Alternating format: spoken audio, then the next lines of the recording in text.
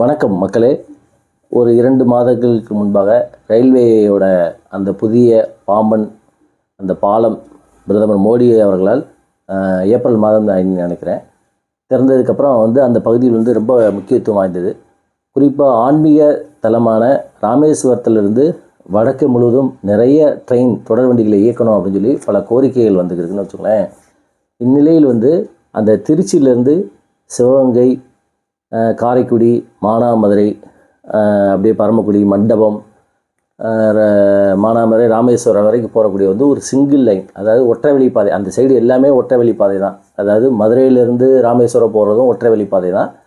இந்த சைடு திருச்சியிலேருந்து ராமேஸ்வரம் இந்த ரூட்டு இதுவும் ஒற்றை வழிப்பாதை தான். இது சிங்கிள் லைன், அதாவது இது மதுரை டிவிஷன் கீழே வரக்கூடிய பகுதிகள். சிங்கிள் லைன் அப்படின்னா என்ன செய்யணும், ஒரு ட்ரெயின் போகும், கிராசிங் அப்படின்னா எதிர்த்தாப்பில் உள்ள ட்ரெயினுக்கு பாதை விட்டுட்டு தான் அடுத்த ட்ரெயின் வரும். தமிழ்நாட்டில் இரட்டை வழிப்பாதை டபுள் லைன் உள்ள பகுதினா அது கன்னியாகுமரியிலேருந்து திருநெல்வேலி, வாஞ்சிமணியாச்சி, கோவில்பட்டி, மதுரை, விருதுநகர் அந்த ரூட்டு இருக்குது பார்த்திங்களா. திண்டுக்கல், திருச்சி, அதேமாதிரி விருத்தாச்சலம், விழுப்புரம், சென்னை இந்த ரூட்டு மட்டும்தான். இது பேர் கால் லைன்னு பேர். இந்த ரூட்டு மட்டும்தான் தமிழ்நாட்டில் இரட்டை வழிப்பாதையாக இருக்குது. மீதி எல்லா பகுதியுமே தமிழ்நாட்டில் சிங்கிள் லைன் ஒற்றை வழிப்பாதை தான். அதே மாதிரி தஞ்சாவூர், திருச்சி இடையிலே இப்போ ஒரு 40 கிலோமீட்டருக்கு இரட்டை வழிப்பாதை இருக்குது. இப்போ கொஞ்சம் கொஞ்சமாக தான் சிங்கிள் லைனை டபுள் லைன் ஆக்குறாங்க. இந்த சிங்கிள் லைனால் என்னென்னலாம் பிரச்சனை அப்படின்னா, ஒரு குறிப்பிட்ட பர்சன்டேஜுக்கு மேலே ட்ரெயின்களை இயக்க முடியாது. இப்போ உள்ள எல்லா சிங்கிள் லைனுமே அந்த சேச்சுரேஷன், அந்த உச்ச நிலையை அடைஞ்சிட்டாங்கன்னு வச்சுக்கோங்களேன். அது குறிப்பாக விழுப்புரம், மயிலாடுதுறை, தஞ்சாவூர் அதிலெல்லாம் கிட்டத்தட்ட 140% அந்த ட்ராக் யூட்டிலைசேஷன் நடக்குது. அதனால் அதெல்லாம் டபுளிங் ஆக்கணும் அப்படிங்கிறது ரொம்ப நாள் பொதுமக்களுடைய கோரிக்கை. இது ரயில்வேயை பொறுத்த மட்டும் இது சிங்கிள் லைன் அப்படிங்கிறது அவங்களுக்கு நிறைய ட்ரெயின் ஓட்டுறதுக்கு வாய்ப்புகள் இல்லை. ஏன்னா பொதுமக்கள் இருந்தையும் நாடாளுமன்ற உறுப்பினர்லேருந்து நிறைய ட்ரெயின் ஓட்டணும்னு கேள்வி, அதாவது அழுத்தங்கள், கோரிக்கைகள் வைக்கல. ரயில்வே துறையினால், தெற்கு ரயில்வே அதிகாரினால் அதே ட்ரெயின் ஓட்ட முடியலையே அப்படின்னா இது சிங்கிள் லைனாக இருக்கிறதுனால இதுக்கு ரயில்வே போர்டு டெல்லியிலேருந்து என்ன செய்யணும், போதிய நிதியை ஒதுக்கி அதை டபுள் லைனாக ரெட்டை வழி பாதையை ஆக்கணும். அதற்கான பணிகளாக செய்யணும்னு வச்சுக்கோங்களேன். இப்போ இன்றைக்கி என்ன செய்தி அப்படின்னா, ரயில்வே துறை ஒரு புதுசாக ஒரு டெண்டர் விட்டுருக்காங்க. அது எனக்கு தெரிஞ்சு இது பேச்சே படலை, திடீர்னு பார்த்தா அது விட்டுருக்காங்க. எந்த ரூட் அப்படின்னா ரெட்டை வழி பாதை ஆக்கிறதுக்கா டெண்டர்.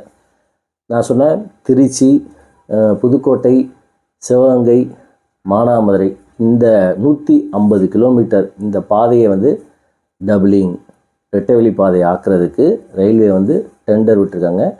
அதாவது எப்பயுமே ஒரு திட்டம் நடைமுறைப்படுத்துறதுக்கு முன்னாடி முதல்ல டிபிஆர் என்று அழைக்கக்கூடிய டீட்டெயில்டு ப்ராஜெக்ட் ரிப்போர்ட், அதாவது விரிவான திட்ட அறிக்கையை முதல்ல ரயில்வே துறை தயார் பண்ணணும்.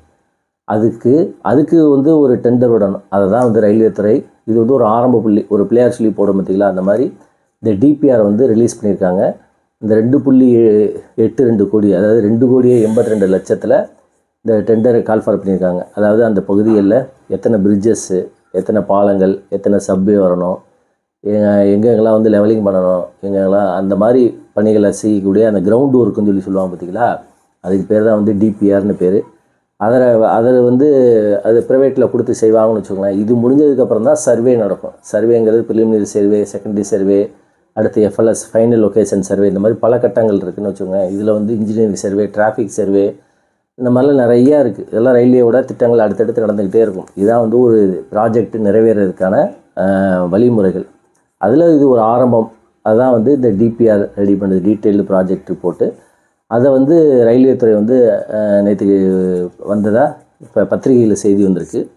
அப்போ இதனால் நம்ம என்ன எதிர்பார்க்கலாம் அப்படின்னா, இந்த திருச்சி டு மானாமதுரை வயா புதுக்கோட்டை, சிவகங்கை இந்த ரூட்டு விரைவில் இரட்டை வழி பாதை டபுளிங் ஆக்கிறதுக்கான சாத்தியக்கூறுகள். அது 5 வருஷம் கூட ஆகலாம், 10 வருஷம் கூட ஆகலாம். ஆனால் light at the end of the tunnel அப்படின்னு சொல்லி ஒரு வார்த்தை சொல்லுவாங்க பார்த்தீங்களா, அந்த மாதிரி இதற்கான பணிகள் ஆரம்பிச்சிருச்சு அப்படின்னு சொல்லலாம். ஏன் அப்படின்னா இந்த பகுதி அதிகமான சேச்சுரேஷன் ஆகுது. நிறைய ட்ரெயின்ஸ் விடுறாங்க. பார்த்திங்கன்னா நிறைய தமிழ்நாட்டில் ராமேஸ்வரத்துக்கு போகக்கூடிய எல்லா ட்ரெயினுமே மேக்ஸிமம் இந்த ரூட்டில் தான் போகும். திருச்சியிலேருந்து அது சேது எக்ஸ்பிரஸ்லேருந்து பல ட்ரெயின் பார்த்திங்கன்னா இந்த ரூட்டில் தான் போகும். புவனேஸ்வர், வாராந்திரி எக்ஸ்பிரஸ், வாரணாசி, ராமேஸ்வரத்துக்கு கிளம்பக்கூடிய எல்லா ட்ரெயினுமே இங்கே டுவர்ட்ஸ் நார்த் வர்றது எல்லாமே இந்த ரூட்டில் தான் வரும். அதனால் இந்த ட்ராக் யூட்டிலைசேஷன் அதிகமாக பயன்படுது. அதே மாதிரி கிராசிங்னால் எதிர் ஒரு ட்ரெயினுக்காக பாதை விடுறதுனால அதனாலே வந்து ட்ரெயினோட பங்க்சுவாலிட்டி பாதிக்கப்படுது. இதெல்லாம் கருத்தில் கொண்டு தான் ரயில்வே துறை வந்து இவங்களாவே சூமோட்டாவே என்ன செஞ்சுருக்காங்க அப்படின்னா இதை வந்து ரெட்டை வழி பாதை ஆக்கணும் அப்படின்னு சொல்லி ஒரு கோரிக்கை விடுத்திருக்காங்க. அதாவது அதற்கான அந்த ரயில்வே போர்டுகிட்ட கொடுத்ததுனால இன்றைக்கி வந்து அதுக்கு வந்து டிபிஆர் அது வந்து திட்ட அறிக்கை விடுறதுக்கு டெண்டர் விட்டுருக்காங்க. இதே மாதிரி மற்ற பகுதிகளில் குறிப்பாக வந்து தஞ்சாவூர், கும்பகோணம், மயிலாடுதுறை, விழுப்புரம், இந்த கடலூர் இந்த ரூட்டையும் வந்து என்ன செய்யணும் அப்படின்னா ரெட்டவழி பாதை ஆக்கிறதுக்கு சீக்கிரம் நடவடிக்கை எடுக்கணும். அது எல்லாமே ரெடியாகிடுச்சு அப்படின்னு சொல்லி சொன்னாங்க. அது எந்த ஸ்டேஜில்னு தெரியல, எந்த நேரத்துலையும் அறிவிப்பு வரலாம் அப்படிங்கிற மாதிரி தான் இருக்குது. தமிழ்நாடு முழுவதும் சிங்கிள் லைனில் வந்து டபுளிங் ஆக்கணும். டபுளிங்லேருந்து எலக்ட்ரிஃபிகேஷன் ஆக்கிட்டால் கண்டிப்பாக தமிழ்நாடு வந்து பொருளாதார வளர்ச்சியில் ஒரு மிகப்பெரிய மாநிலமாக வளரும் அப்படிங்கிறதுல எந்த விதமான மாற்று கருத்துமே கிடையாது. தொடர்ந்து பேசுவோம். நன்றி, வணக்கம்.